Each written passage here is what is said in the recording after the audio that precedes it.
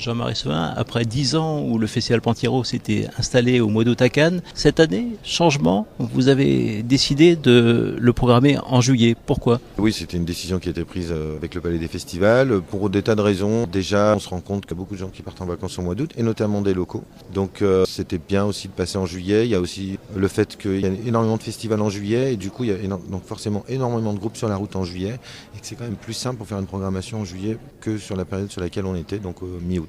Voilà, donc outre le changement de date, le format change aussi également, puisque on passe de 4 soirées à 3 nuits, avec une prolongation des concerts qui ont lieu sur la terrasse, avec une prolongation en intérieur, donc sur le site du Palais des Festivals. On ne perd pas les gens accéderont directement à la rotonde.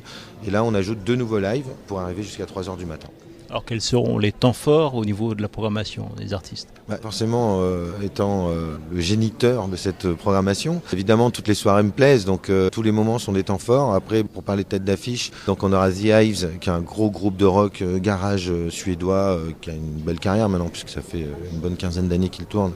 Mais bizarrement, ils n'ont jamais joué dans cette partie-là de la France, donc ils étaient très contents de venir jouer ici. Donc The Hives, c'est vraiment une très très belle tête d'affiche. Et puis le lendemain, nous avons Amon Tobin, qui est également un gros nom dans la production hip-hop un peu barré, expérimental, qui est donc un producteur canadien qui attire beaucoup de monde et qui est surtout très très talentueux.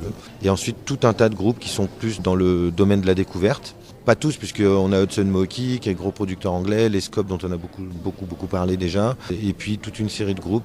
Le grand public, en tout cas, ne connaît pas forcément, mais qui méritent à être découverts. En tout cas, le public un peu pointu, eux, savent qu'effectivement, ce sont de belles choses. Alors, ça va de Frustration, super groupe de Paris, ce même soir, dans le cadre de ce qui se passera en intérieur, Duchess Says, super groupe canadien, énorme sur scène.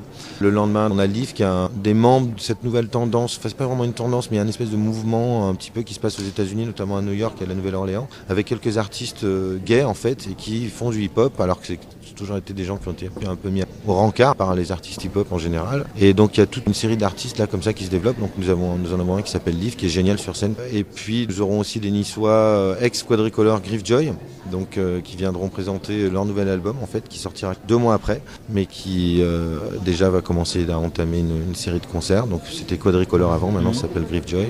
Et puis donc ce même soir nous aurons un groupe canadien qui s'appelle Trust. Nous avons des Anglais, un gros groupe anglais qui s'appelle Crystal Fighters aussi. Voilà, une quinzaine d'artistes en tout, triés sur le volet, toujours en réfléchissant, notamment pour ce qui concerne les artistes un peu moins connus. Je m'attache à faire en sorte que sur scène ce soit des gens qui soient très très bons sur scène, parce que j'aime les beaux concerts et je pense que les gens qui viennent voir des concerts ont envie de voir des bons concerts et n'ont pas des endives sur scène, quoi.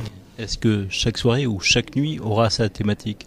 Un petit peu, c'est vrai que le premier soir est quand même très très rock'n'roll, au sens un peu large du terme, avec un groupe de garage, donc The Hives, Frustration, qui est aussi sur le label Born Bad, donc qui est vraiment un label underground parisien, de Chessay. C'est des choses qui sont assez intenses quand même sur scène. Le lendemain, c'est un peu plus orienté musique black, mais voilà, aussi toujours un petit peu large avec du hip-hop. Et puis donc Amon Tobin qui est plus dans des choses un peu plus breakées, un peu plus expérimentales, mais qui vient du hip-hop également. Et puis le dernier soir, un petit peu plus pop, électropop, voilà, si on peut définir des thématiques.